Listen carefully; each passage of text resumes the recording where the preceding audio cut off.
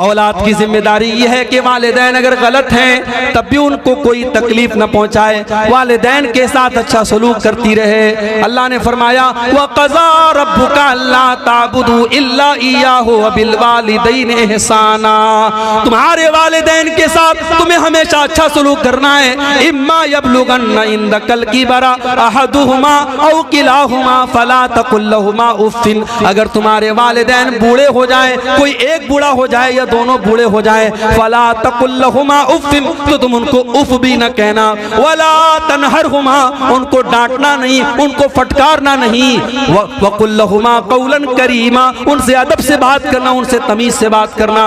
वक़्फ़िज़ लहुमा जनाह ज़ुल्ल मिनर रहमा, और अपने माँ बाप के लिए हमेशा रहमत के बाजू को बिछा देना। वक़ुर रब्बिरहमहुमा कमा रब्बयानी सगीरा, और हमेशा ये दुआ करते रहना कि ऐ मेरे परवरदिगार तू मेरे वालिदैन पर रहम फरमा, जिस तरीके से बचपन में उन्होंने मुझको पाला है।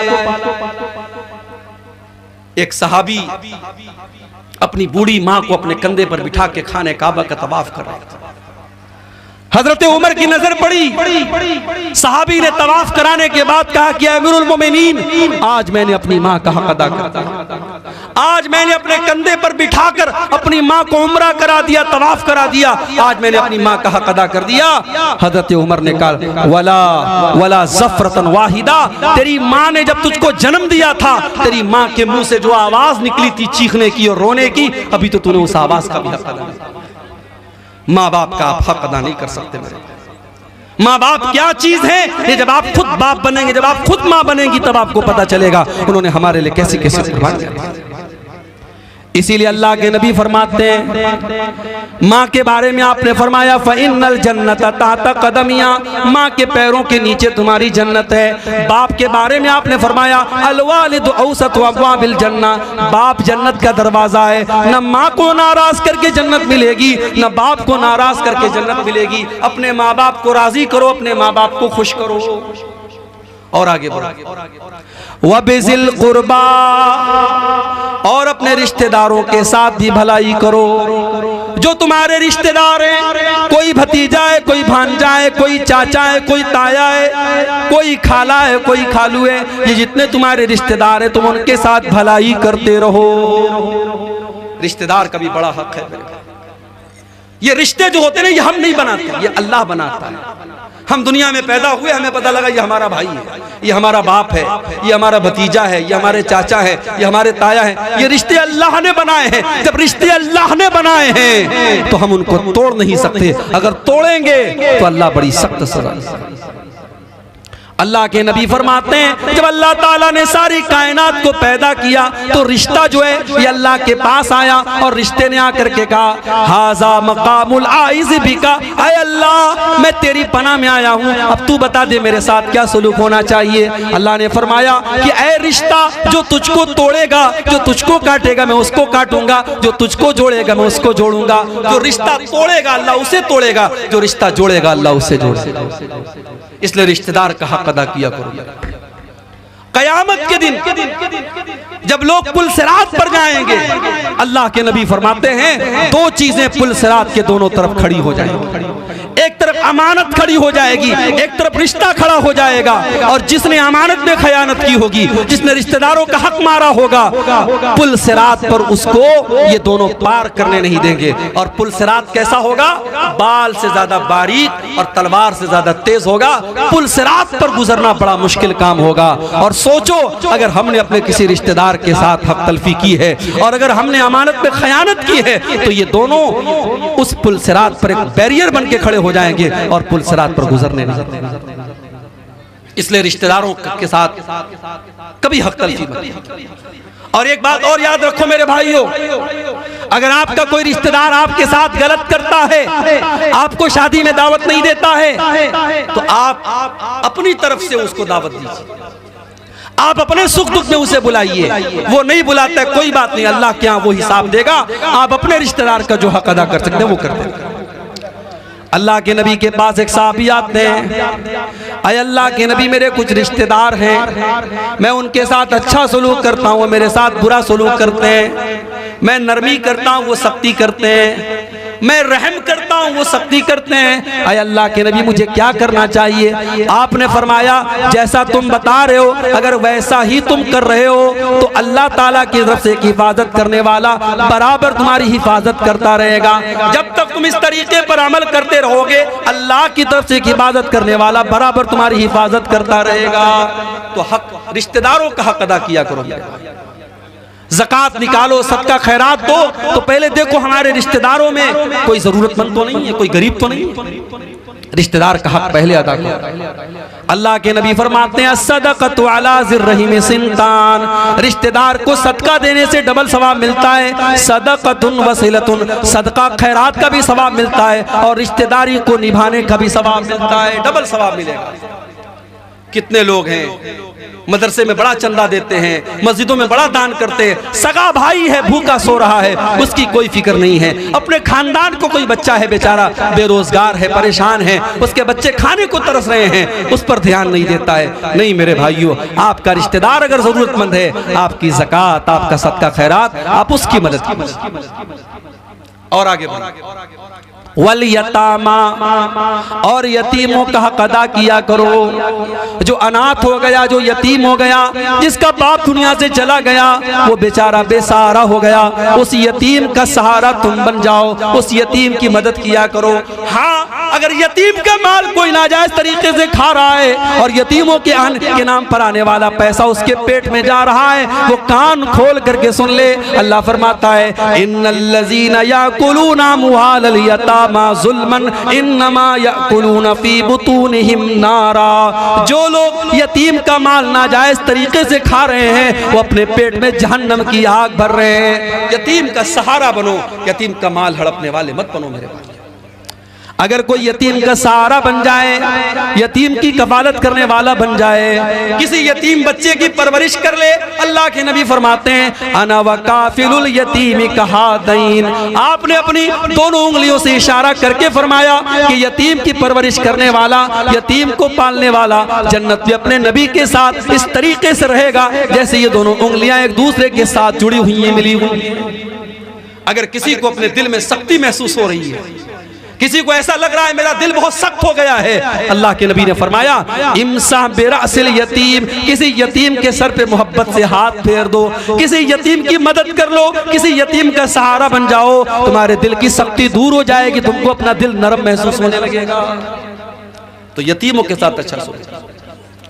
वल मसाकीन, और गरीबों के साथ तुम अच्छा सलूक करो, गरीबों को पांव की जूती न समझो। आपको अल्लाह ने पैसे वाला बनाया है, बहुत अच्छी बात है, आप महल में रहते हैं, बहुत अच्छी बात है, आप बड़ा कीमती कपड़ा पहनते हैं, बहुत अच्छी बात है, मगर कमजोरों को और ये गरीबों को और मिस्कीनों को कभी हकीर मत जानो।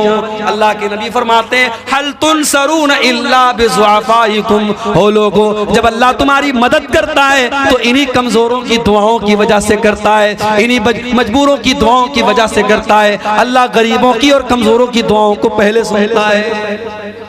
गरीबों के साथ अच्छा सुनता।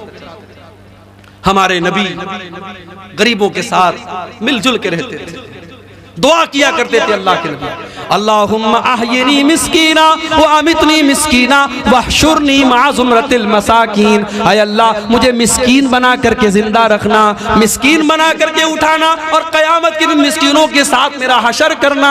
पता ये चला कि गरीबों और मिस्कीनों को हकीर न जाना जाए। अगर हमें अल्लाह ने नवाजा है, उन गरीबों की मदद करें, मदद नहीं कर सकते मोहब्बत से टाल दिया करें, लेकिन गरीबों के साथ बदतमीजी न करें, उनकी तहकीर न करें। और आगे बढ़िए वल जारि ज़िल कुर्बा, और अपने उस रिश्तेदार के उस पड़ोसी के साथ अच्छा सलूक करो जो आपका रिश्तेदार भी है। एक होता है पड़ोसी, और अगर पड़ोसी रिश्तेदार भी है तो उसका डबल हक है। और बाज़ उलमा ने कहा कि यहाँ वल जारि ज़िल कुर्बा से मुराद वो पड़ोसी है जो मुसलमान है। एक तो पड़ोसी है ऊपर से मुसलमान है, पड़ोसी का हक अपनी जगह और मुसलमान भाई का हक अपनी जगह, उस पड़ोसी के साथ अच्छा। जन्नत में नहीं जा सकते हम अगर पड़ोसी को तकलीफ पहुंचाए। इस्लाम तो यहां तक कहता है आपका पड़ोसी आपके मजहब का है कि नहीं, आपके मसलक का है कि नहीं, पड़ोसी को तकलीफ नहीं पहुंचाना। अल्लाह के नबी फरमाते हैं वो इंसान जन्नत में नहीं जा सकता, वो इंसान जन्नत में नहीं जा सकता, वो इंसान जन्नत में नहीं जा सकता। सहाबा ने पूछा अय अल्लाह के नबी कौन नहीं जा सकता? आपने फरमाया मल्ला यामन जारुहु बवाइकहु, जिसका पड़ोसी उसकी तकलीफ से महफूज ना हो, जो अपने पड़ोसियों को तकलीफ पहुंचाता हो, अपने पड़ोसियों को ईज़ाएं देता हो, अपनी जुबान से तकलीफ पहुंचाता हो, अपने हाथ से तकलीफ पहुंचाता हो, वो इंसान जन्नत में नहीं जाएगा। पड़ोसी का बहुत बड़ा हक है। यहां तक अल्लाह के नबी ने फरमाया खाना बना रहे हो, सालन में थोड़ा पानी बढ़ा दो। अगर तुमको पता चल जाए तुम्हारे पड़ोसी कुछ बेचारे भूखे हैं, अपने सालन, अगर सालन ज्यादा पकाने की ताकत नहीं है, उस सालन में पानी बढ़ा दो ताकि उन पड़ोसियों तक भी सालन पहुंच जाए, उनको भी खाना खिला दो, उनकी भी मदद। अम्मा आयशा फरमाती है कि अल्लाह के नबी ने फरमाया कि हजरत जिब्रील मुझे इतनी वसीयत करते थे पड़ोसी के बारे में, हत्ता ज़ननतु अन्नहु सयुवर्रिसुहु, कि मैंने सोचा कि कहीं पड़ोसी को अल्लाह ताला वारिस ना बना दे, कहीं वरासत में पड़ोसी का हिस्सा ना बना दे। वल जारिल कुर्बा वल जारिल जुनुबी, तुम्हारा पड़ोसी अगर अपने मजहब का है तब भी उसके साथ अच्छा सलूक करो, और अगर तुम्हारे मजहब का नहीं, अजनबी है, दूसरे मजहब का मानने वाला है, तब भी उसके साथ अच्छा सलूक करो। वस्साहिबि बिल जंबी, और अपने सफर के साथी के साथ, अपने हम सफर के साथ भी अच्छा सलूक करो।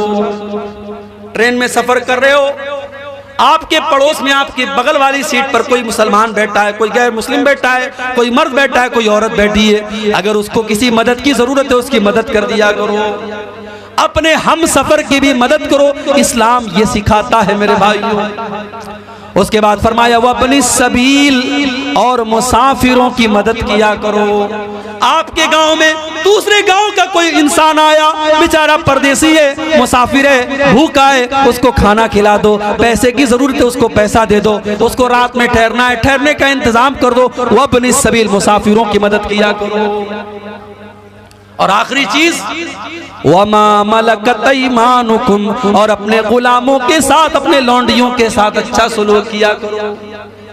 हजरत अनस 10 साल तक अल्लाह के नबी की खिदमत करते हैं, और 10 साल तक अल्लाह के नबी की खिदमत करने के बाद कहते हैं कि 10 साल का अरसा गुजर गया, न तो आज तक कभी नबी ने मुझको मारा, न डांटा, न बुरा भला कहा, और मैंने नबी के जरिए कभी कोई सख्ती नहीं दी। अपने नौकरों के साथ, अपने अंडर में काम करने वालों के साथ हमेशा अच्छा सुनते।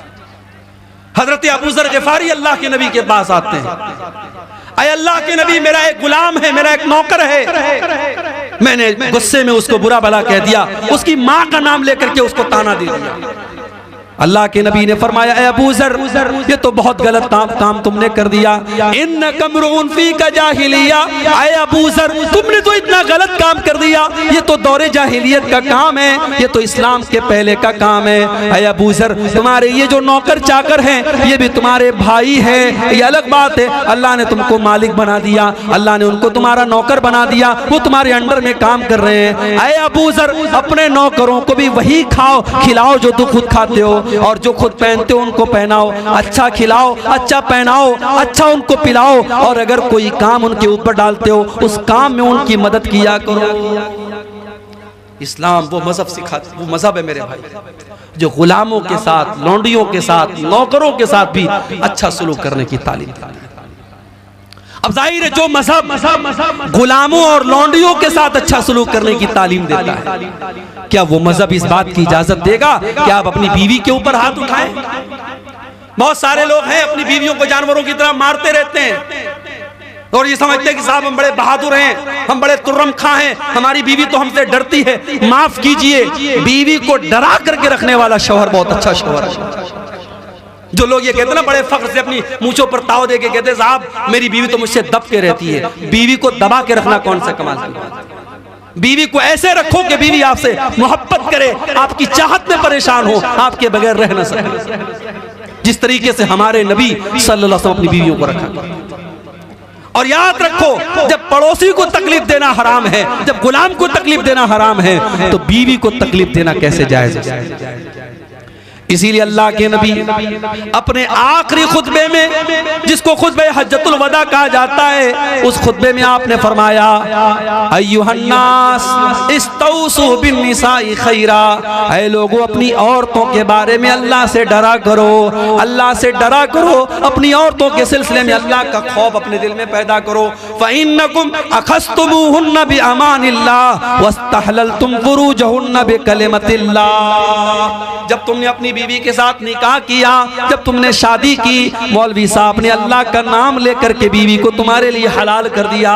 जब मौलवी साहब ने कहा कि मैं फलानी का निकाह तुम्हारे साथ करता हूं और तुमने कहा मैंने कबूल कर लिया, तो बीवी कल सर से पैर तक तुम्हारे लिए हराम थी, आज सर से पैर तक हलाल हो गई। ओ लोगों, तुमने अल्लाह का नाम लेकर के अपनी बीवी से निकाह किया है और उसको अपने लिए हलाल किया है, इसलिए बीवी के ऊपर कोई जुल्म न करना, कोई अत्याचार न करना, उनके साथ बुरा सलूक न करना।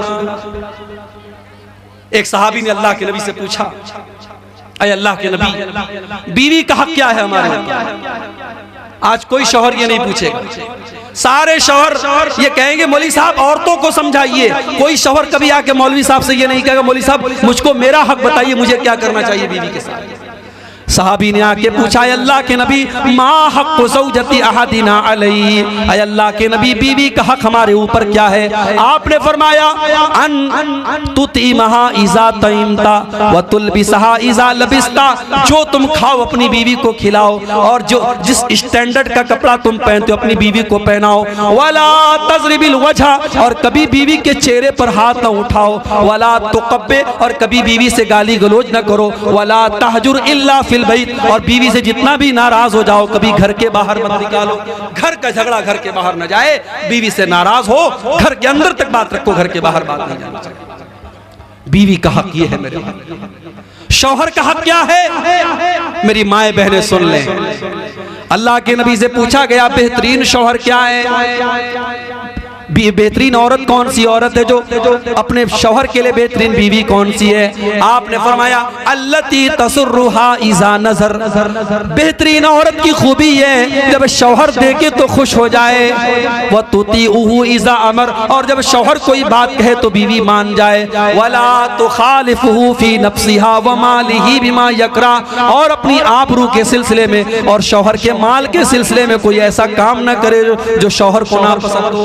अपने शौहर के माल को कीमती समझे, शौहर के माल को पानी की तरह न बहाए और अपनी आबरू की हिफाजत करे, अपनी इज्जत की हिफाजत करे। ऐसी जगह न जाए जहां शौहर जाने से मना। तो ये मियां बीवी के हुकूक है मेरे भाइयों, इनका भी हमें ख्याल करना चाहिए। और आखिरी बात जो बयान करके मैं बात खत्म करूंगा, क्योंकि अभी हमारे मौलाना मुनीरुद्दीन साहब की भी तकरीर होनी है, 2:30 बजने वाले हैं। आप ये सोचे मेरे भाइयों, ये हुकूक मैंने आपके सामने जो बयान किया, हुकूकुल इबाद का जो मैटर मैंने आपके सामने रखा, हमारे नबी की नजर में ये मैटर कितना बड़ा था। आप अल्लाह के नबी का आखिरी वक्त देखिए, अल्लाह के नबी का जब आखिरी वक्त है और आप परेशान हैं और जुबान से आपके अल्फाज सही तरीके से नहीं निकल पा रहे, इतनी कमजोरी है, इतनी बीमारी है, उस आलम में अल्लाह के नबी अपनी उम्मत को क्या वसीयत करके जाते हैं? अल्लाह के नबी उस हालत में अपनी उम्मत को वसीयत करके जाते हैं, अस्सलाता सलाता व मा मलकत ईमानुकुम। अल्लाह के नबी अपनी बीमारी के अय्याम में वसीयत करके जा रहे हैं, ओ लोगों नमाज की पाबंदी करते रहना, ओ लोगों नमाज का ख्याल करते रहना, व मा मलकत ईमानुकुम, और अपने गुलामों का, अपने लौंडियों का ख्याल करते रहना। अल्लाह के नबी अपने आखिरी टाइम में नमाज की वसीयत करके जा रहे हैं और हुकूकुल इबाद की वसीयत करके जा रहे हैं। और मुझे कहने की इजाजत दीजिए, आज इन्हीं दोनों मामले में हम सबसे ज्यादा पीछे। आज गांव-गांव में मस्जिदें बनी हुई हैं, मस्जिदों के जलसे आपके सीमांचल में हर साल होते हैं। मस्जिद तो बना ली शब भर में ईमान की हरारत वालों ने, मन अपना पुराना पापी था बरसों में नमाजी बन न सका। जलसे में 1000 लोग आते हैं, जलसे में 1000 औरतें आती हैं, लेकिन जलसे के बाद जब हम आते हैं पता लगता है मस्जिद में 10 लोग नमाज पढ़ने आए हैं, मस्जिद में 4 लोग नमाज पढ़ने आए हैं। फजर की नमाज का तो ये हाल है, कुछ बूढ़े लोग अगर फजर की नमाज में आकर के ताला ना खोले तो कितनी मस्जिदें बंद हो जाएंगी, मस्जिदों में ताला लग जाएगा। मेरे प्यारे साथियों, नमाज आपके नबी की आखिरी वसीयत है और अल्लाह के नबी अपनी उम्मतियों को बता के जा रहे हैं, अस्सलाता अस्सलाता, नमाज को बर्बाद न करना, नमाज का ख्याल करना। अपने नबी से कैसी मोहब्बत करते हो, अपने नबी से कैसा प्यार करते हो। अगर वाकई में नबी से मोहब्बत करते हो तो नमाज के पाबंद बन जाओ मेरे भाइयों, नमाज की पाबंदी। और जानते हो कुरान में अल्लाह ताला ने मर्द किसको कहा? हमसे और आपसे कोई पूछे भाई मर्द कौन है, तो हमारी नजर में मर्दानगी की अपनी अपनी डिफिनीशन है, मगर कुरान में अल्लाह ने मर्द किसको कहा है? फरमाया रिजालुल्ला तुलहीहिम तिजारतुन वला बैउन अन जिक्रिल्लाहि व इकामिस्सलाह। मर्द तो वो हैं, हकीकत में मर्द कहलाने के लायक तो वो लोग हैं, वो कारोबार भी करते हैं, वो बिजनेस भी करते हैं, मगर उनका कारोबार उनको अल्लाह के जिक्र से गाफिल नहीं करता। उनका बिजनेस, उनकी तिजारत, उनका कारोबार उनको नमाज से गाफिल नहीं करता। नमाज का टाइम आता है वो अपने कारोबार को छोड़ करके नमाज में लग जाते हैं। मदीना में आज भी मदीना में आप चले जाएं, अगर उम्रा करने की अल्लाह ताला आपको तौफीक दे, जाके देखें आप मदीना मुनव्वरा में मस्जिद नबी के बाहर तो बड़ी बड़ी दुकानें हैं, जैसे ही मुअज्जिन की आवाज आती है हय्या अलस्सलाह,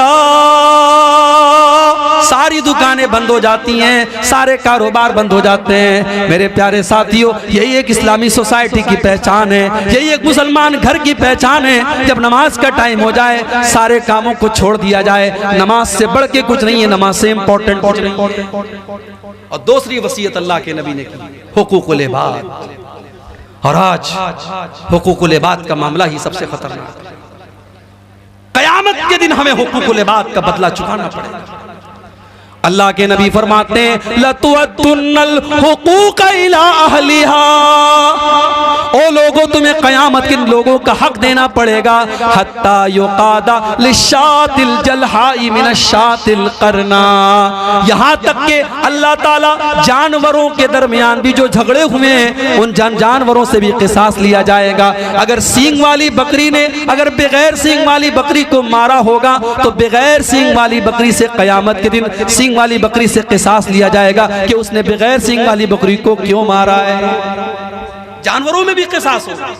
और जानते हो जानवरों से जब अल्लाह ताला किसास ले लेगा तो सारे जानवरों से जब बदला ले लिया जाएगा उनके आपस के जुल्म सितम का, तो अल्लाह जानवरों से कहेगा कूनू तुराबा, ऐ जानवरों तुम मिट्टी हो जाओ, तो सब मिट्टी हो जाएंगे। सारे जितने जानवर हैं, बकरी बकरा भेड़ी भेड़ा कुत्ता कुतिया, सब मिट्टी बन जाएंगे, खत्म हो जाएंगे। और जब ये मंजर काफिर देखेगा तो काफिर क्या कहेगा? इन्ना अंजरनाकुम अज़ाबन करीबा, ओ लोगो हम तुमको कयामत के दिन को उस अजाब से डरा रहे हैं। यौम यंजुरुल मरउ मा क़द्दमत यदा, जिस दिन इंसान ये देख लेगा कि मैंने क्या आगे बढ़ाया था, मैंने क्या करतूत आगे बढ़ाया था, मैंने क्या अमल आगे के लिए बढ़ाया था। वयक़ूलुल काफ़िरु या लैतनी कुन्तु तुराबा, और काफिर कहेगा आय अल्लाह काश मैं भी जानवर होता तो आज तू मुझसे कह देता मिट्टी हो जा और मैं मिट्टी हो जाता। आय अल्लाह काश कि मैं इंसान न होता तो आज मेरा हिसाब व किताब न हुआ होता। मेरे भाइयों, कयामत के दिन हमें एहसास होगा कि हुकूकुल इबाद का मैटर कितना खतरनाक है। दुनिया में सुलझा लो मेरे भाई, दुनिया में हल कर लो। किसी के साथ अगर बेईमानी की है, किसी का हक मारा है, हो सकता है दुनिया में पावर हमारे पास, हो सकता है हम अच्छे वकील को खरीद करके, जज को पैसा दे करके, पुलिस वालों से बात करके अपनी सेटिंग कर लें, अपने हक में फैसला करवा लें। मगर कान खोल करके सुन लो, अगर हमने नाजायज तरीके से किसी की जमीन पर कब्जा कर लिया, अल्लाह के नबी फरमाते हैं ओ लोगों जब तुम मेरे पास कोई फैसला लेकर के आते हो सकता है मैं इंसान हूं, मुझसे फैसला करने में गलती हो सकती है, हो सकता है कोई बातचीत करने में बड़ी चिकनी चुपड़ी बातें करने वाला और मैं उसके हक में फैसला दे दूं, और जो बेचारा सही था मैं उसके खिलाफ फैसला दे दूं। वो लोगों कान खोल करके सुन लो, मैंने जिसके हक में फैसला कर दिया और वो उसका हकदार नहीं था, आपने फरमाया इन्नी क़ज़यतु लहू बिक़ितातिन मिनन नार। जिसको मैं गलत तरीके से, उसका हक नहीं है और वो जमीन का टुकड़ा ले रहा है, मैं जमीन का टुकड़ा नहीं दे रहा हूं, मैं जहन्नम की आग दे रहा हूं, वो जहन्नम की आग ले। नाजायज तरीके से जो जमीन कमा रहे हैं और खा रहे हैं, वो जमीन नहीं हासिल कर रहे हैं, वो जहन्नम का टुकड़ा हासिल कर रहे हैं। इसीलिए अल्लाह के नबी फरमाते हैं मन अखज़ शिब्रम मिनल अर्ज़ि, जिसने एक बालिश्त, एक हमारे हाथ के पंजे का जो नाप है, एक बालिश्त अगर किसी की जमीन आपने हड़प ली, एक बित्ता जमीन आपने किसी दूसरे की हड़प ली, अल्लाह के नबी फरमाते हैं मन अखज़ शिब्रम मिनल अर्ज़ि, एक बालिश्त जमीन अगर किसी ने हड़प ली, तुब्बिक़ मिन सब'i अर्ज़ीन यौमल क़ियामा, उसके गले में क़यामत के दिन 7 जमीनों का तौक बना करके डाला जाएगा, 7 जमीनों का तौक बना करके उसकी गर्दन में डाला जाएगा। इतना खतरनाक अज़ाब होगा। किसी की जमीन हड़पना, किसी का माल हड़पना, किसी की इज्जत और आबरू पर हमला करना, ये सब हुकूकुल इबाद से इसका ताल्लुक है मेरे भाई। और अल्लाह के नबी की बड़ी सख्त वईद इस सिलसिले में। आज हुकूकुल्लाह पर तो बहुत मेहनत हो रही है माशाअल्लाह, और होनी भी चाहिए। नमाज की तरफ लोग आ जाते हैं, पैसा होता हज कर लेते, उम्रा कर लेते, मगर हुकूकुल इबाद के मामले में बड़ी लापरवाही। इमाम सुफियान सौरी कहा करते थे अगर तुम अल्लाह ताला के यहाँ इस हाल में जाओ कि तुमने 70 गुना ऐसे किए जिनका ताल्लुक तुम्हारे और अल्लाह के बीच में है, 70 गुना ऐसे करके गए जिनका ताल्लुक हुकूकुल्लाह से है, अल्लाह के हुकूक से है, और 30 गुना ऐसे करके गए जिसका ताल्लुक हुकूकुल इबाद से है, तो तुम बहुत बड़े खतरे में हो। जो हुकूकुल इबाद वाले गुनाह लेकर के गए हो उसका खतरा ज्यादा है।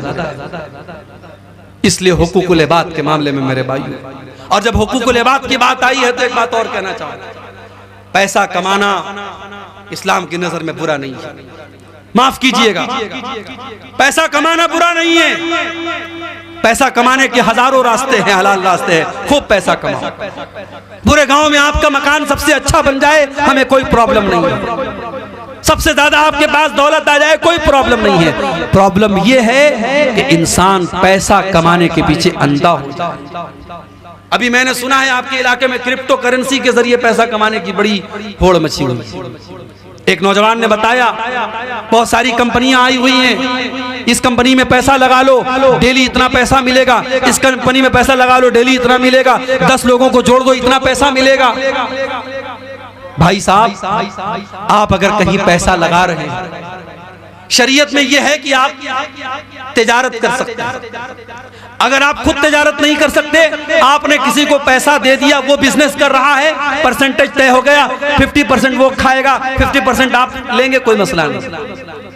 लेकिन आपने जिस कंपनी में पैसा लगाया वो कंपनी क्या कर रही है, उसका बिजनेस क्या है, उसका कारोबार क्या है, कुछ अता पता नहीं। सब कॉइन खरीद रहे हैं, क्रिप्टो करेंसी है, उलमा के फतवे मौजूद हैं। ये क्रिप्टो करेंसी सही नहीं है। करेंसी वो होती है जो आपके हाथ में होती है, जिसके आप मालिक होते हैं, जिसको आप जब चाहे तब खरीद सकते हैं, बेच सकते हैं, जिसको कंपनी लॉक कर दे रही है कि साहब आप 1 साल के लिए कुछ नहीं कर सकते, आपको डेली रिवार्ड मिलेगा, वो सही नहीं है। और नेटवर्किंग की जितनी शक्लें हैं, उलमा के फतवे मौजूद हैं तफसील से, आप उन फतवों को जाके देख लें, इंटरनेट पर भी आपको मिल जाएंगे। नेटवर्किंग के जरिए जितने काम हो रहे हैं ये बिल्कुल भी सही नहीं है। हलाल तरीके से कारोबार करो मेरे, जायज तरीके से। पैसा कमाना बहुत अच्छी बात है, पैसा कमाने के हलाल रास्ते अपनाओ। अल्लाह के नबी फरमाते हैं याती अलन्नासी ज़मानुन ला युबालिल मरउ मिन ऐना अख़ज़ल माल, एक दौर ऐसा आएगा इंसान परवाह नहीं करेगा कि माल कहां से कमा रहा है, हलाल तरीके से कमा रहा है कि हराम तरीके से कमा रहा है। पैसा तो कारून के पास ही बहुत था, लेकिन कारून का अंजाम क्या हुआ? अपनी दौलत पे मगरूर कारून था, अपनी दौलत पे मगरूर कारून था, वो मुखालिफ था मूसा व हारून का, जब ज़मीं में धसाया तो कहने लगा, जब ज़मीं में धसाया तो कहने लगा, ऐसे बेजा खजाने से क्या फ़ायदा, ख्वाब गफलत में सोए हुए मोमिनों, ऐशो इशरत बढ़ाने से क्या फ़ायदा।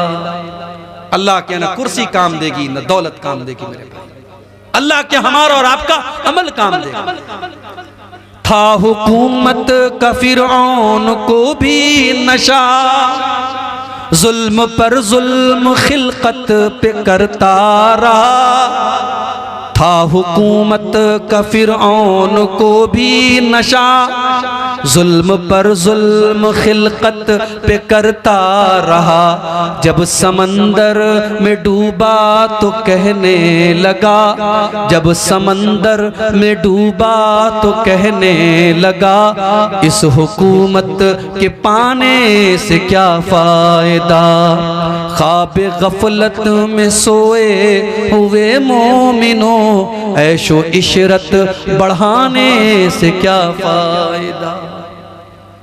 दौलत कमाने के हलाल रास्ते अपनाओ, ये सट्टे के जरिए पैसा कमाना, ये जुआ के जरिए पैसा कमाना, ये ऑनलाइन हराम तरीके से ऐप के जरिए पैसा कमाना, ये सही नहीं। मेहनत करो, तिजारत करो, दिमाग लगाओ, तिजारत करके लोग करोड़ों अरबों कमाते हैं, आप भी कमा सकते हैं मेरे भाई।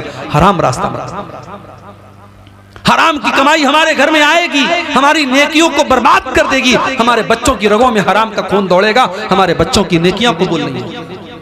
अल्लाह के नबी फरमाते हैं, व मतअमुहु हराम व मशरबुहु हराम व मलबसुहु हराम व गुज़िया बिल हराम फअन्ना युस्तजाबु लिज़ालिक। जिसका खाना हराम कमाई का, जिसका पानी हराम कमाई का, जिसका कपड़ा हराम कमाई का, वो इंसान जितनी भी लंबी लंबी दुआएं करे, उसकी दुआ कहाँ से कबूल होगी। इसलिए मेरे भाइयों, हुकूकुल इबाद में ये बात भी शामिल है। हराम और नाजायज तरीके से हम किसी का माल न खाएं। अपने नौजवानों से कहना चाहता हूं, ताकतवर बनो, ताकत का गलत इस्तेमाल मत करो। अभी एक महीना पहले आपके इसी इलाके में एक प्रोग्राम हुआ था। एक भाई आज बताने लगे कि एक औरत जा रही थी अपने शौहर के साथ, कुछ लोगों ने उसको रास्ते में गलत समझ करके कि ये कोई नाजायज तरीके से लड़का लड़की जा रहे हैं, उस आदमी को इतना मारा कि वो बेचारा मर गया, मर्डर कर दिया उसका। एक इंसान का खून बहा दिया सिर्फ शक की बुनियाद पर। नहीं मेरे, ताकतवर बनो मगर ताकत का गलत इस्तेमाल मत करो। अल्लाह के नबी फरमाते हैं, अल मोमिनुल कविय्यु खैरुन व अहब्बु इलल्लाहि मिनल मोमिनिज़ ज़ईफ़। ताकतवर मोमिन कमजोर मोमिन से ज्यादा पसंद है अल्लाह ताला। कमजोर भी पसंद है, ताकतवर भी पसंद है, मगर ताकतवर ज्यादा पसंद है। इसलिए ताकतवर बनो, अपने जिस्म के एतबार से भी, अपने इल्म के एतबार से भी, अपनी टेक्नोलॉजी के एतबार से भी और दौलत के एतबार से भी ताकतवर बनो। आज हमारी कौम को ताकतवर लोगों की जरूरत है, मगर ताकत का कोई मिसयूज नहीं होना चाहिए, ताकत का गलत इस्तेमाल नहीं होना चाहिए। हुकूकुल इबाद के ताल्लुक से ये चंद बातें मैंने आपके सामने रखी है मेरे भाइयों, इस उम्मीद के साथ कि आज जब हम यहाँ से उठेंगे तो हम जाकर के अपने बिस्तर पर हम ये सोचेंगे कि कहीं ऐसा तो नहीं कि हमारी जात के जरिए किसी को तकलीफ पहुंच रही है, कहीं ऐसा तो नहीं कि हम किसी को अपनी जात के जरिए तकलीफ पहुंचा रहे हैं, किसी का हक मार रहे हैं। अगर ऐसा है तो अपनी मरने के पहले अपनी जिंदगी में हम उससे माफी मांगे, उससे क़िसास ले ले। अल्लाह के नबी जंग के मैदान में सबको सीधा कर रहे हैं। एक सहाबी जिनका नाम सवाद इब्न गज़िया है, अल्लाह के नबी सल्लल्लाहु अलैहि वसल्लम अपने नेज़े से सबको सीधा कर रहे हैं, नेज़ा उनके पेट में लग गया। सहाबी ने कहा, अल्लाह के नबी आपने मुझे तकलीफ पहुंचाई, अय अल्लाह के नबी आपने मेरे पेट में नेज़ा चुभोया है, मुझे तकलीफ पहुंचाइए, मैं भी आपको उससे बदला लूंगा, आपको उससे क़िसास लूंगा। कुर्बान जाओ अपने नबी के ऊपर। मेरे नबी भी कैसे नबी थे और कैसे इंसान थे। आपने फौरन अपना कपड़ा उठाया, अपना पेट खोला कि ले लो भाई बदला ले लो। सहाबी ने पेट को चूम लिया। सहाबी ने कहा, अल्लाह के नबी मेरा मकसद आपसे बदला लेना नहीं था, मैं तो ये चाहता था आखिरी टाइम में, अभी जंग शुरू होने वाली है, क्या पता मैं अल्लाह की राह में शहीद हो जाऊं। अरे अल्लाह के नबी मैं चाहता था मरने के पहले आखिरी मर्तबा आपके जिस्म को चूम करके जाऊं, आपके जिस्म को टच करके जाऊं, ये मेरा मकसद था अल्लाह के नबी, और कोई मकसद नहीं। मेरे भाइयों, इस्लाम हुकूकुल इबाद के मामले में बहुत सख्त है। इसलिए अगर हुकूकुल इबाद में हमसे कोई हक तलफी और कमी हुई है उसको अपनी ज़िंदगी में हम माफ़ करा लें और अल्लाह से माफ़ी भी मांगा करें कि अगर हमसे किसी के हक में कोई कमी और हक तलफी हुई है तो अल्लाह उसको माफ़ कर दे। दुआ है रब्बुल आलमीन से, रब्बुल आलमीन हम सबको हुकूकुल इबाद के मामले में होशियार रहने की तौफीक अता फरमाए। हमारी ज़ात से, हमारी ज़ुबान से, हमारे हाथों से अगर किसी को तकलीफ़ पहुँची है अल्लाह ताला हमें ज़िंदगी में उससे माफ़ी मांगने की तौफीक अता फरमाए। जो हम में से औलाद वाले हैं अल्लाह ताला उनको अपने औलाद के साथ सही सलूक करने की तौफीक दे। जो औलाद हैं अल्लाह उनको अपने वालिदैन के साथ सही सलूक करने की तौफीक अता फरमाए। ये 2-3 सवालात हैं, मैं जल्दी जल्दी जवाब दे देता हूँ। मौलाना मुरुद्दीन साहब आ गए? अभी नहीं है? बुला लीजिए, बुला लीजिए। ये सवाल आया है कि फजर की नमाज पढ़ने के बाद अगर कोई कज़ा नमाज पढ़ना चाहे तो पढ़ सकता है या नहीं? देखिए, फजर की नमाज के बाद आप किस चीज़ की कज़ा करेंगे? जाहिर है इसका मतलब इशा की नमाज छूटी थी उसी की कज़ा करेंगे आप। तो हदीस में ये आता है कि अगर किसी की कोई नमाज छूट जाए तो जैसे ही उसको याद आए, अगर भूल गया तो याद आए फौरन पढ़ ले, अगर सोया रह गया था तो जैसे ही नींद खुले फौरन पढ़ ले। तो इशा की नमाज अगर छूटी है तो उसको फजर तक के लिए आप लेट मत कीजिए। या फजर में मान लीजिए आपकी नींद नहीं खुल पाई, फजर की अजान 4 बजे है, आपकी नींद खुली 6 बजे, आपकी नींद खुली 7 बजे, हो सकता है, इंसान है। तो आपकी जैसे ही नींद खुले आप फौरन फजर की नमाज पढ़ें, ज़ोहर तक उसको टालना नहीं है। और अगर बाई चांस आप भूल गए, नहीं पढ़ पाए, तो आप उसको कभी भी पढ़ सकते हैं। कज़ा नमाज के लिए कोई वक्त मकरू नहीं है। फजर के बाद भी अगर आप फजर पढ़ चुके हैं, कोई छोटी नमाज है, तो आप कज़ा कर सकते हैं, मगर जानबूझ करके एक नमाज को इतना डिले नहीं करना चाहिए कि दूसरी नमाज का वक्त आ जाए। जब तक के मौलाना मुनीरुद्दीन साहब स्टेज पे तशरीफ ना लाएं, 10 मिनट के लिए आप लोग सवालात शेख अब्दुल गफ्फार साहब सलफ़ी से कर सकते हैं तहरीरी शक्ल में, लेकिन सवालात मेयारी हो, सबक आमूज हो, किसी पीटी सवाल ना हो। एक सवाल ये आया है कि फ़र्ज़ नमाज पढ़ने के बाद और जिक्र करने के बाद आयतल कुर्सी पढ़ करके सीने पर दम करना कैसा है? मेरे इल्म में, मेरे अपने नाक़िस इल्म के मुताबिक फ़र्ज़ नमाज के बाद जो अज़कार पढ़े जाते हैं उनको पढ़ करके अपने जिस्म पर दम करना ये अल्लाह के नबी सल्लल्लाहु अलैहि वसल्लम से साबित नहीं है। हाँ, रात में सोने के पहले जो अज़कार पढ़ते थे अल्लाह के नबी, उनको पढ़ के आप अपने पूरे बदन पे दम करते थे। तो हर नमाज के बाद जो दम करते हैं वो मुझे मुनासिब नहीं मालूम होता है। अगर किसी के इल्म में उसकी कोई दलील हो तो मैं इंतज़ार करूँगा, अगर दलील सामने आ जाएगी तो इंशाअल्लाह हम मान लेंगे। तीसरा सवाल यह है कि अगर कोई वालिद अपने आखिरी वक्त में पूरी ज़मीन अपने बेटे के हिस्से में लिख दे तो इस तरह पूरी ज़मीन सिर्फ बेटे को देना और बेटी को महरूम करना ये कैसा है? देखिए, अगर इंडिया के कानून के हिसाब से तो शायद वो बेटे के अगर नाम उसने कर दिया है और पूरा रजिस्ट्री वगैरह कर दिया तो शायद इंडिया के कानून के मुताबिक तो हो जाएगा उसका। लेकिन शरीयत के कानून की अगर आप बात करेंगे तो शरीयत के कानून में तो पहली बात ऐसी कोई वसीयत सही ही नहीं। शरीयत ये कहती है ला वसीयत अल वारिस, वारिस को वसीयत नहीं कर सकते। बेटा तो ऑलरेडी वारिस है, बेटी ऑलरेडी वारिस है, बेटी या बेटे को वसीयत नहीं कर सकते। वसीयत ऐसे इंसान को की जा सकती है जो वारिस ना हो। मिसाल के तौर पर किसी इंसान का बेटा उसकी जिंदगी में मर गया, अब उस बेटे के जो बच्चे हैं, यतीम पोते हैं, यतीम पोतियां हैं, अब वो डायरेक्ट वारिस नहीं है तो उनको दादा अपनी जायदाद में से वसीयत कर सकता है, या किसी मदरसे में वसीयत कर सकता है, किसी मस्जिद में वसीयत कर सकता है। और ये वसीयत भी 1/3 से ज्यादा नहीं होगी। अगर वो 3 लाख रुपया छोड़ के गया है तो 1 लाख से ज्यादा मदरसे में नहीं दे सकता, किसी थर्ड पर्सन को नहीं दे सकता, 1/3 से ज्यादा नहीं दे सकता। तो कोई इंसान अपने बेटे के बारे में वसीयत करके जाए कि एक बेटे के दे दो बाकी को मत दो, तो ये वसीयत शरीयत के हिसाब से बिल्कुल गलत है और उस वसीयत को कल अदम माना जाएगा, बेकार माना जाएगा और उस वसीयत पर अमल नहीं किया जाएगा। है कोई सवाल?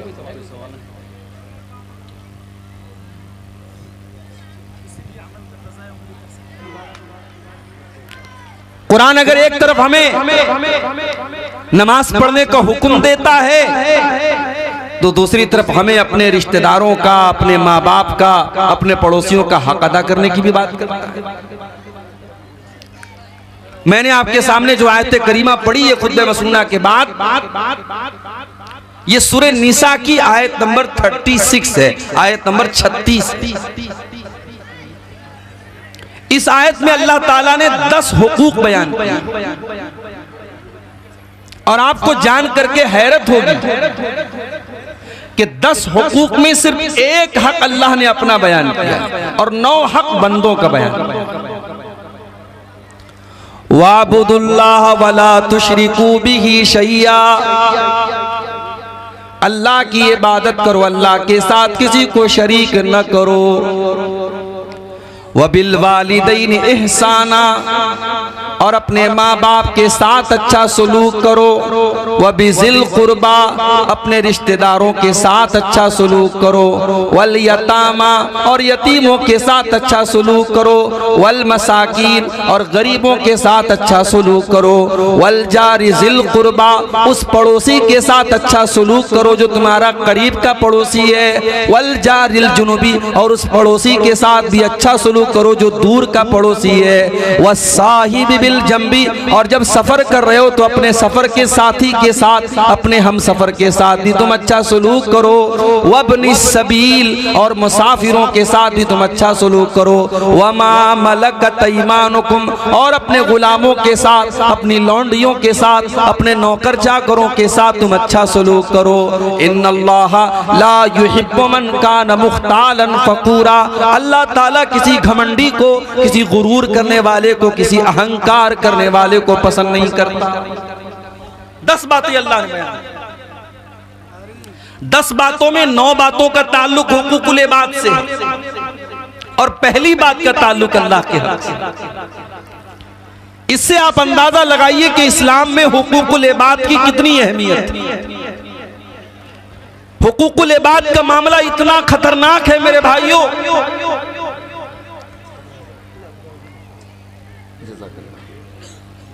इतना खतरनाक है इसका मामला कि कयामत के दिन दुनिया में हम जो नेकियां करके गए हैं, जो नमाजें पढ़ के गए हैं, जो रोजे रख के गए हैं, जो हज करके गए हैं, बर्बाद हो जाएंगे अगर हमारा हुकूकुल इबाद का मामला गड़बड़ा।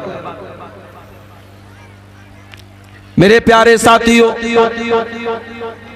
आप कभी हज करने अगर गए होंगे या जाएंगे, अल्लाह ताला तौफीक दे, सऊदी अरब की सरजमीन पर आपके इंडिया का रुपया नहीं चलता है, वहां रियाल चलता है। बांग्लादेश से हमारे भाई आए हैं, वहां पे इंडिया का रुपया नहीं चलता, वहां टका चलता है। आप कुवैत के अंदर चले जाएं, वहां दीनार चलता है। दुबई के अंदर चले जाएं, वहां दिरहम चलता है। हर मुल्क की अपनी करेंसी होती है, दूसरे मुल्क की करेंसी वहां पे नहीं चला करती है। मेरे प्यारे साथियों, हमने अगर हुकूकुल इबाद के अंदर कोताहियां की हैं, अगर हमने किसी का हक मारा है, अगर हमने किसी की जमीन व जायदाद को हड़प लिया है, किसी का माल अगर हमने हड़प लिया है, कल अल्लाह की बारगाह में दुनिया की करेंसी न चलेगी, दुनिया का रुपया पैसा न चलेगा, दुनिया की जमीन न चलेगी। दुनिया में अगर हमने किसी का हक मारा है तो कयामत के दिन की करेंसी तो नेकियां होंगी, कयामत के दिन की करेंसियां तो गुनाह होंगे। अल्लाह के नबी फरमाते हैं, मेरी उम्मत का सबसे गरीब आदमी, मेरी उम्मत का सबसे कल्लाश आदमी, सबसे फकीर और मुफलिस आदमी वो होगा जो कयामत के दिन नमाज लेकर के आएगा, रोजा लेकर के आएगा, ज़कात लेकर के आएगा। वयाती कद शतम हाजा, लेकिन किसी को गाली दी होगी। वअकल माल हाजा, किसी का माल हड़प लिया होगा। वह कज़फ़ हाज़ा, किसी के ऊपर झूठा इल्जाम लगाया होगा। वह सबक दमा हाज़ा, किसी का खून बहाया होगा। फयूता हाज़ा मिन हसनातिही व हाज़ा मिन हसनाती, जितने लोगों का उसने हक मारा है सबको उसकी नेकियां बांट दी जाएंगी। कुछ लोग रोजा लेके चले जाएंगे, कुछ लोग नमाज लेकर के चले जाएंगे, कुछ लोग हज और उम्रा लेकर के चले जाएंगे। इन फनियत हसनातुहु, अगर उसकी तमाम नेकियां बर्बाद हो जाएंगी और अभी भी हकदार लाइन में खड़े हैं, अल्लाह के नबी फरमाते हैं फ़उख़िज़ मिन सय्यिआतिहिम, उनके गुनाह लाद करके इसके ऊपर लाद दिए जाएंगे, उन हकदारों के गुनाह इसके जिम्मे लाद दिए जाएंगे। सुम्मा तुरिहा फिन्नार, और फिर इस इंसान को घसीट करके जहन्नम में फेंक दिया जाएगा। इतना खतरनाक, जहन्नम में फेंक दिया जाएगा उस नमाजी को, उस रोजेदार को, उस हाजी को, उस उम्रा करने वाले को जिसने हुकूकुल इबाद में कोताही की होगी मेरे भाई। इसीलिए अल्लाह के नबी फरमाते हैं मन कानत इंदहु मज़लमतुन li अखीही, अगर अपने मुसलमान भाई के ऊपर तुमने जुल्म किया है, ज्यादती किया है, अत्याचार किया है, अन्याय किया है, उससे दुनिया में तुम छुटकारा पालो, उसका हक दे दो, उससे जो बेईमानी तुमने की है उसको माफ करा लो।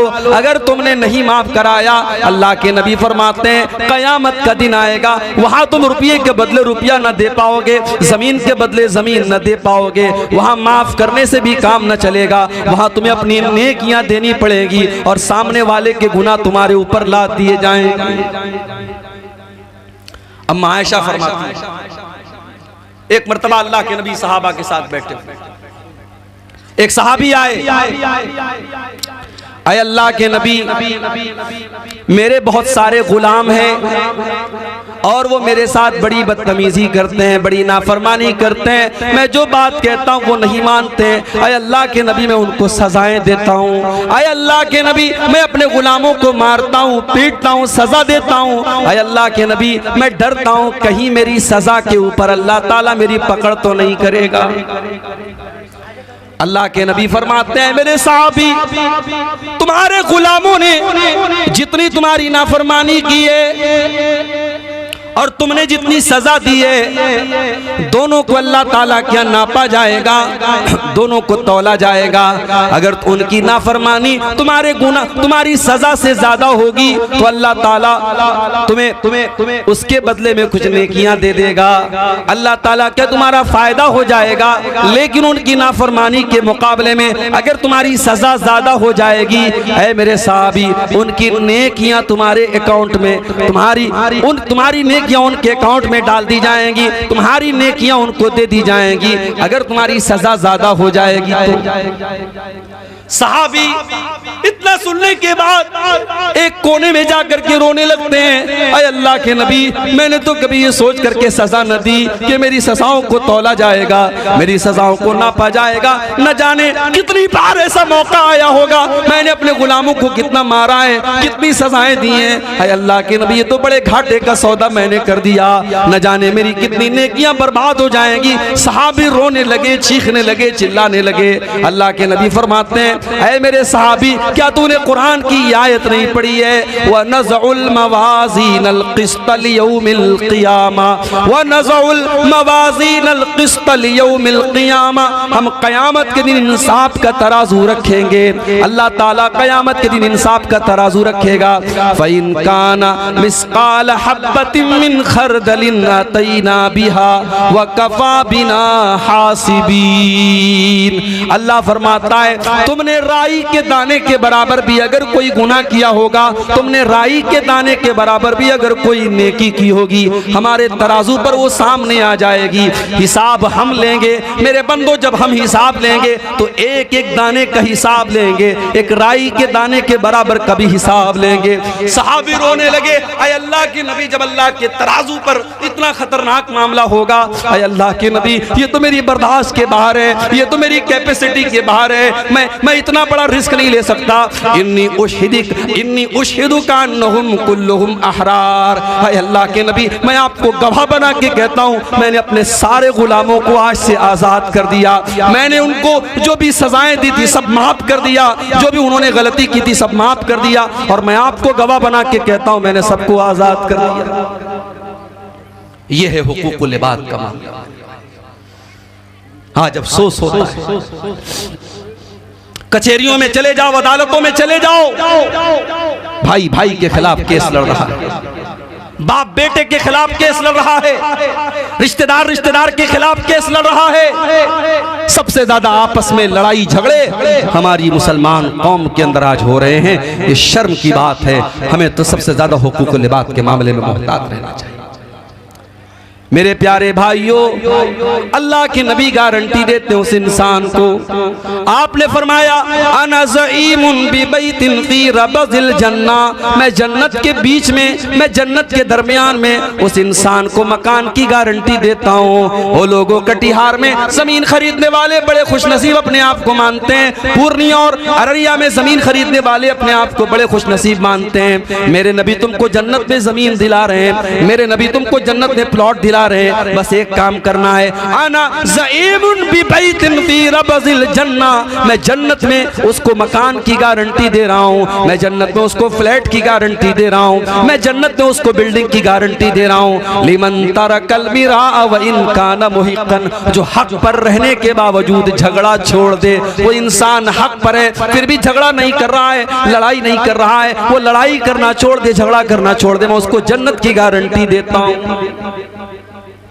आज तो जरा जरा सी बात है, भाई भाई से ताल्लुक तोड़ लेता है, बाप बेटे से बात नहीं करता है, बहन भाई से बात नहीं करती, यहां तक दुश्मनियां हो जाती है, इंसान मरने लगता है, अपनी औलाद को वसीयत करके जाता, खबरदार मेरे भाई से तुम ताल्लुक मत रखना, मेरे बाप से तुम ताल्लुक मत रखना, मेरी बहन से तुम ताल्लुक मत रखना। जिंदगी भर दुश्मनी करने के बाद अपनी औलाद को वसीयत करके जाता है कि तुम उसके साथ ताल्लुक मत रखना।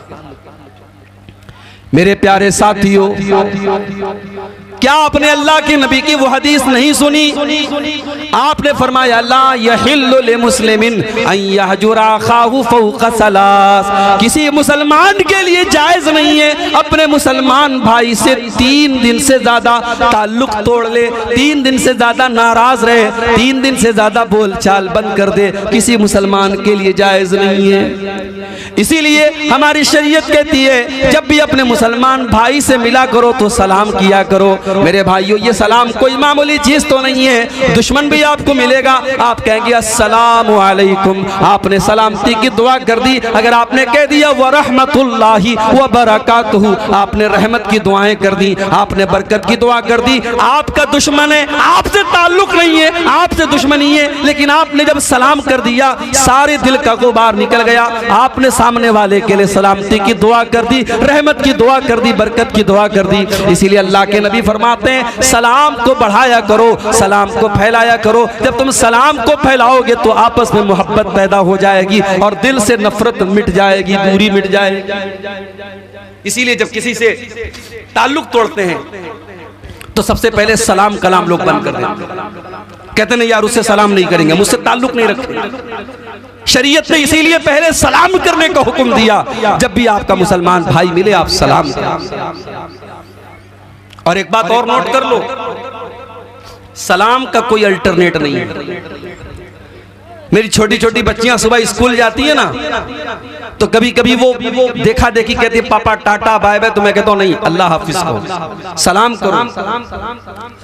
बच्चों को ये सिखाओ मेरे भाई, good morning, good evening, good night के बजाय बच्चों को सलाम सिखाओ, बच्चों को दुआएं सिखाओ। बच्चा बाहर जा रहा कोफी अमानिल्लाह, उसको ये सिखाओ।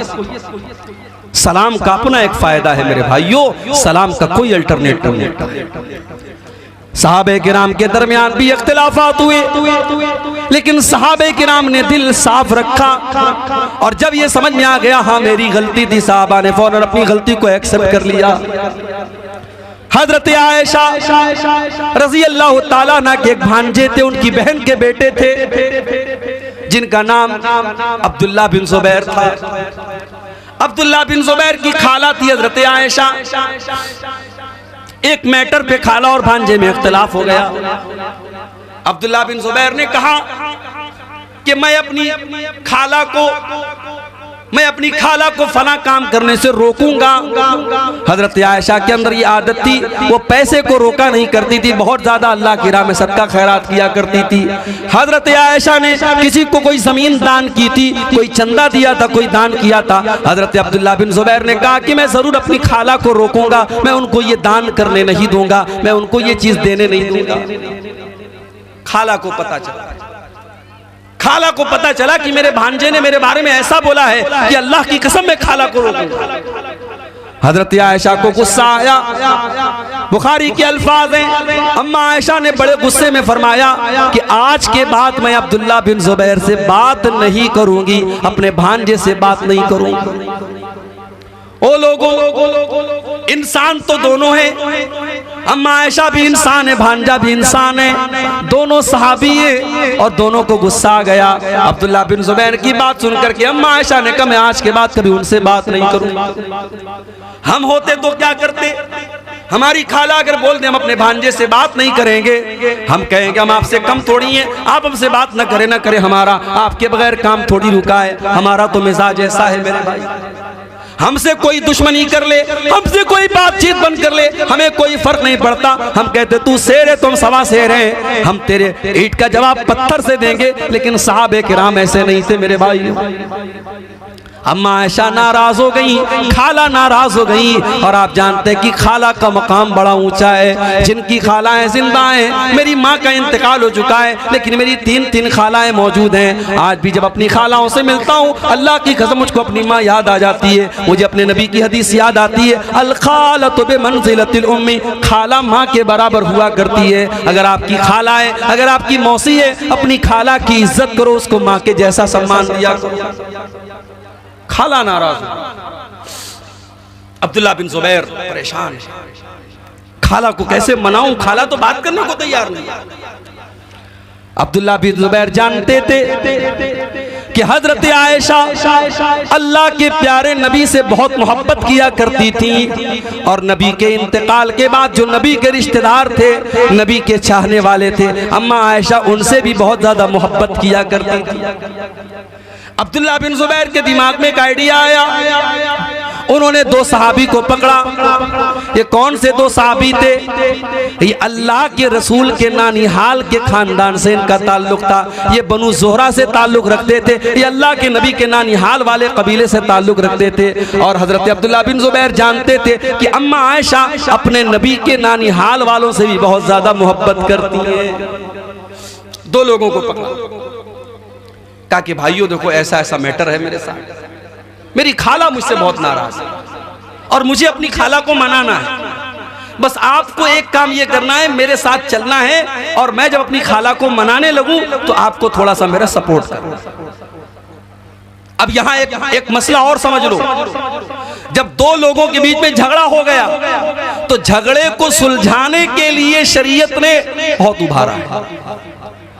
अगर दो लोगों के बीच का झगड़ा चुकाने के लिए आपको झूठ बोलना पड़े तो झूठ भी बोल सकते हैं, हालांकि झूठ बोलना बहुत बड़ा गुनाह है।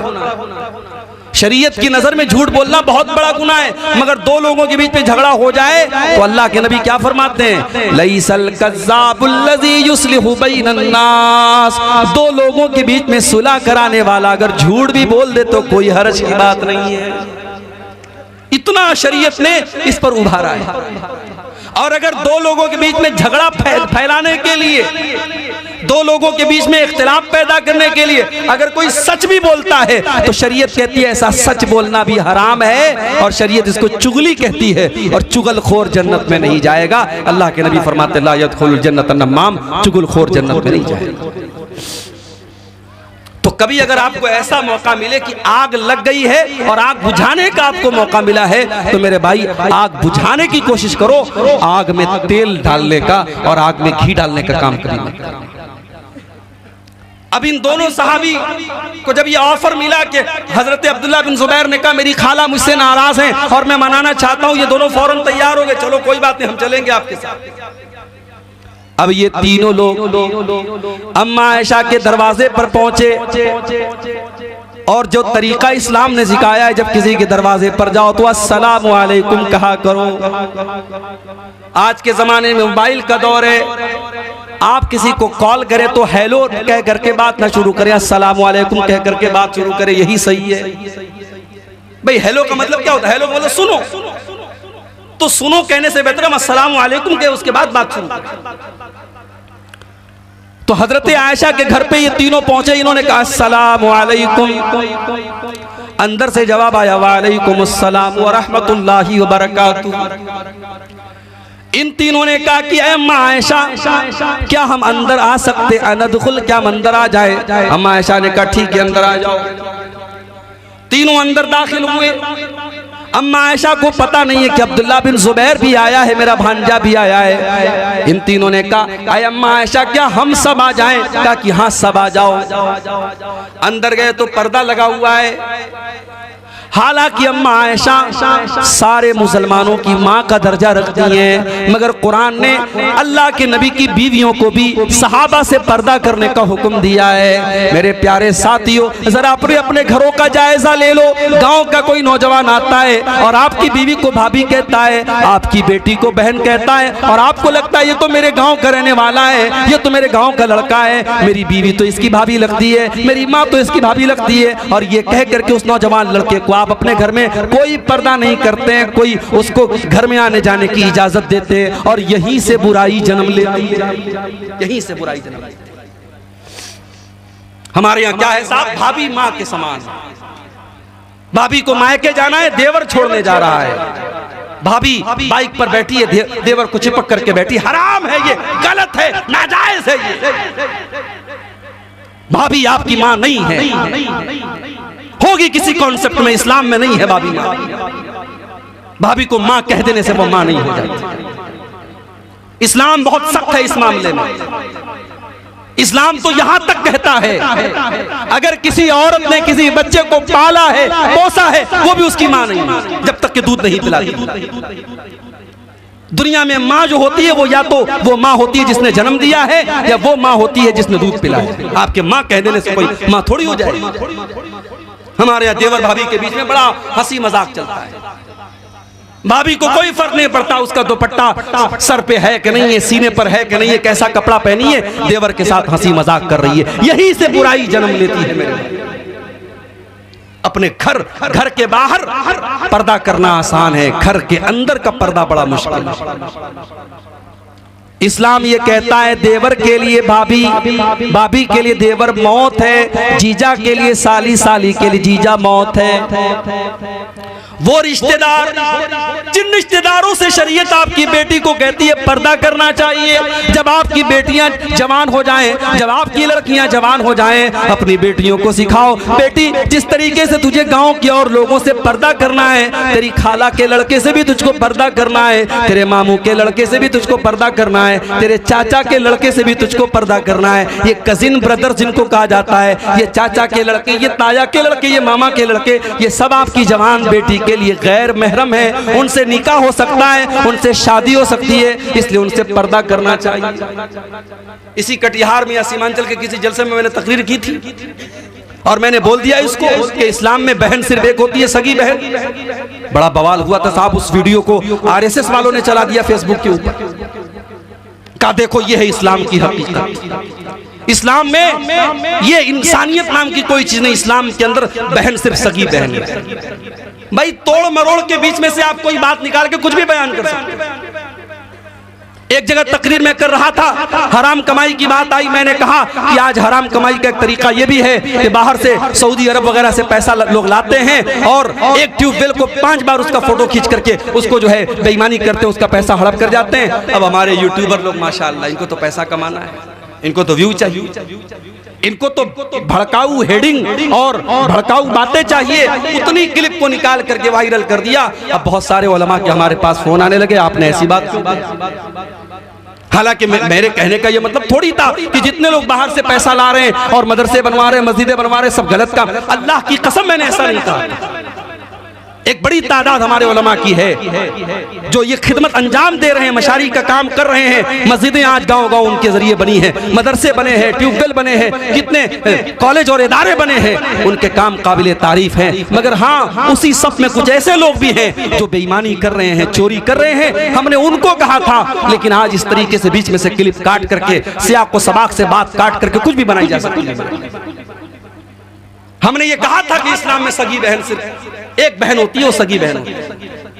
इसका मतलब ये नहीं होता है कि इस्लाम जो है वो इंसानियत नहीं सिखाती। इस्लाम औरत के मामले में बहुत सेंसिटिव है।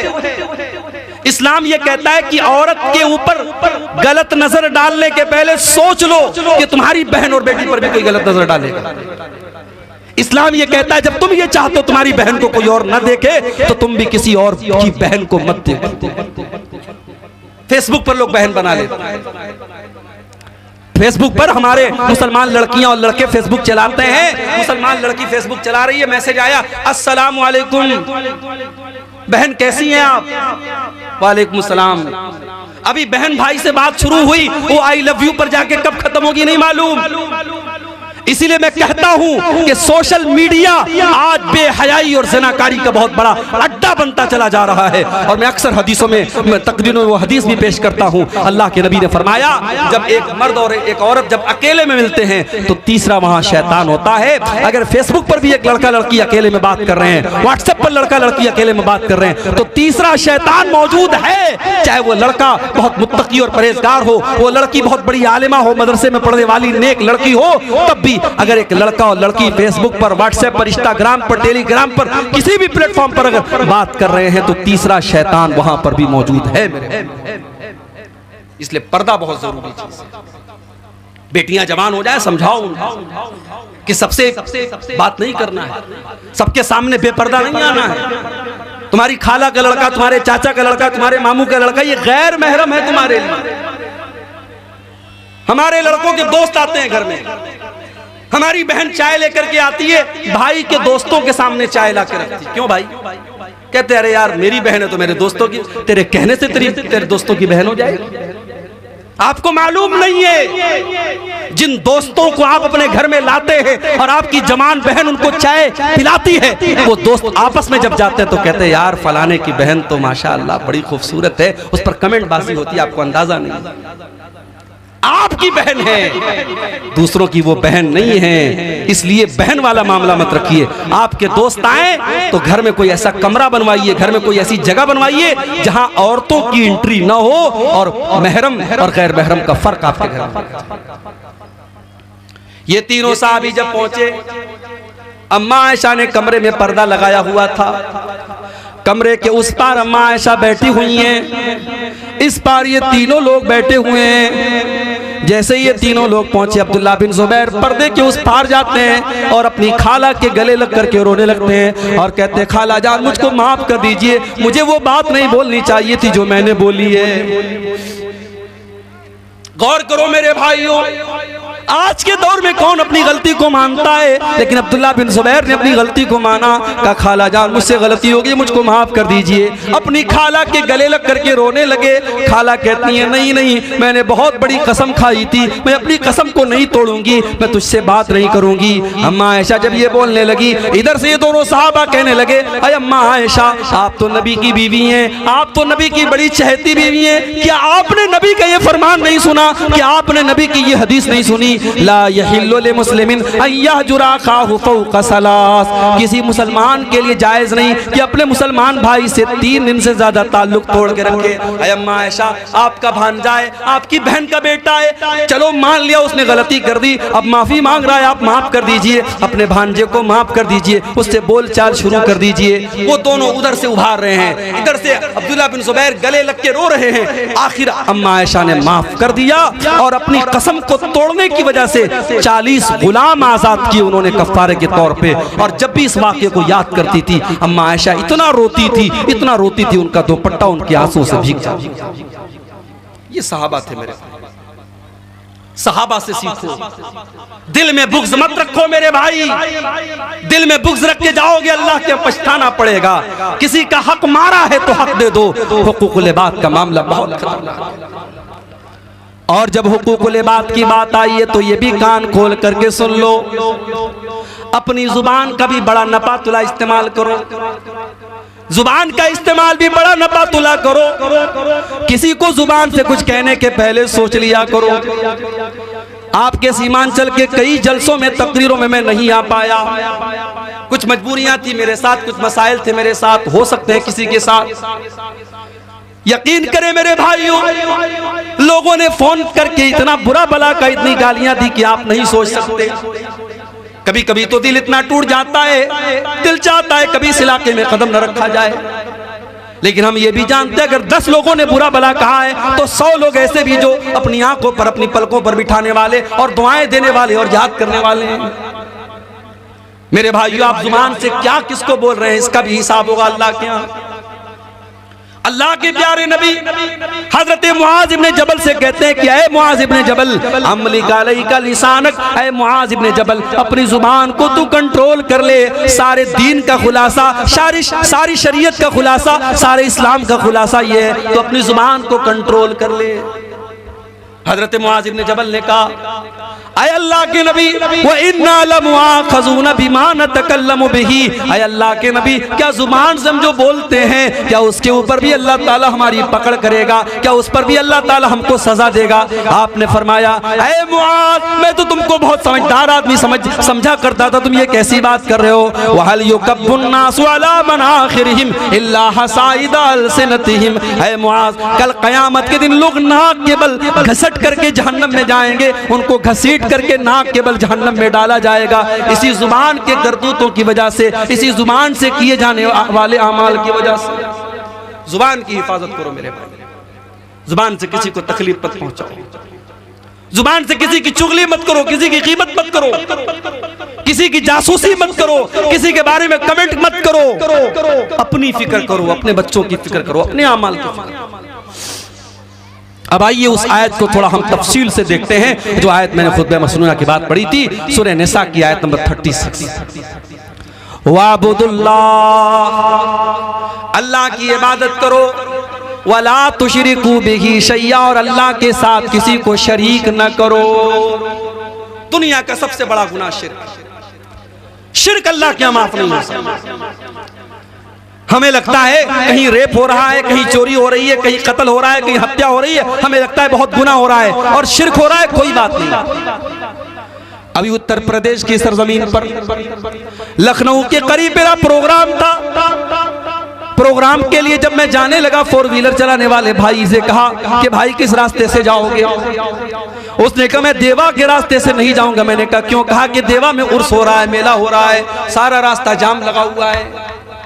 आज का मुसलमान ये कौन से दीन की खिदमत कर रहा है? रास्तों को ब्लॉक कर रहा है, रास्तों को जाम कर रहा है। मेरे नबी ने तो अल्लाह की राह में जिहाद करने वालों से भी फरमाया, मन ज़य्यक़ तरीक़न फला जिहाद लहू, जो दूसरों का रास्ता बंद करके जिहाद करता है उसको जिहाद का सवाब मिलने वाला नहीं है। जब दूसरों का रास्ता बंद करके जिहाद नहीं कर सकते तो दूसरों का रास्ता बंद करके आप कोई जुलूस कैसे निकाल सकते हैं और दूसरों का जीना कैसे हराम कर सकते हैं?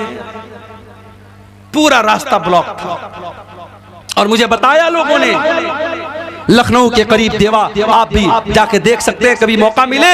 उस देवा में उर्स होता है और उर्स के मौके पर वहां तवाइफें आती हैं, नाचने गाने वाली रंडियां आती हैं और वहां नाचती हैं और गाती हैं और मुसलमान तमाशे देखता है। और ये दीन के नाम पर, इस्लाम के नाम पर, मजहब के नाम पर शर्मानी चाहिए। वज़ा में तुम हो नसारा तो तमद्दुन में हुनूद, ये मुसलमान है जिन्हें देख के शर्माए। ये कब्रों पर झुक रहा है मुसलमान, मज़ारों पे झुक रहा है मुसलमान, अपने पीरों के आगे झुक रहा है मुसलमान।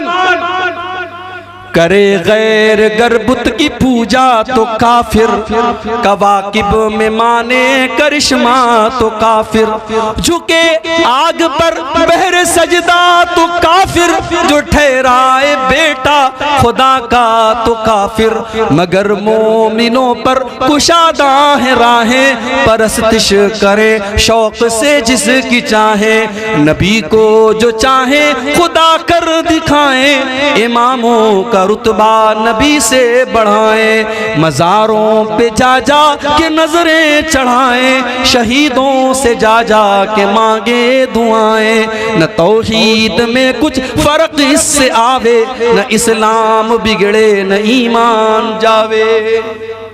अगर एक गैर मुस्लिम अगर पत्थर की मूर्ति के आगे सजदा करता है और वो जहन्नमी है, वो काफिर है, वो मुशरिक है, तो वही काम एक कब्र के सामने और एक मजार के सामने करने वाला मुसलमान मुवहिद कैसे हो सकता है और जन्नती कैसे हो सकता है? ये पहला हक है, अल्लाह ने अपना हक बयान किया। वाबुदुल्लाह, अल्लाह की इबादत करो, वला तुशरिकू बिही शैया, और अल्लाह के साथ किसी को शरीक न करो। अल्लाह का अधिकार किसी और को न दो। ये पेशानी झुके तो अल्लाह के आगे झुके, ये हाथ उठे तो अल्लाह के आगे उठे। अल्लाह के साथ कभी शिरक न करना। दूसरी चीज, वबिल वालिदैन इहसाना, और अपने माता पिता के साथ, अपने माँ बाप के साथ तुम भलाई करते रहना।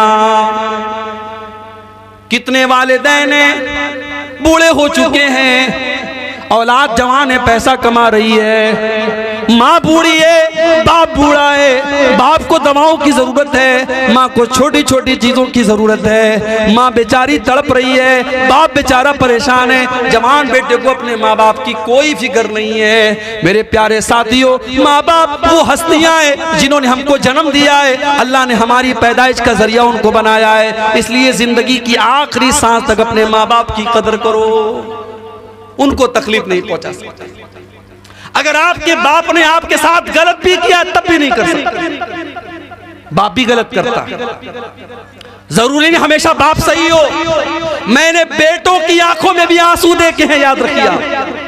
ठीक है, हम लोग तकरीर करते हैं वालिदैन के ऊपर, लेकिन समाज की कड़वी सच्चाई ये भी है, बहुत सारे बाप ऐसे हैं जिन्होंने अपनी औलादों को रुलाया।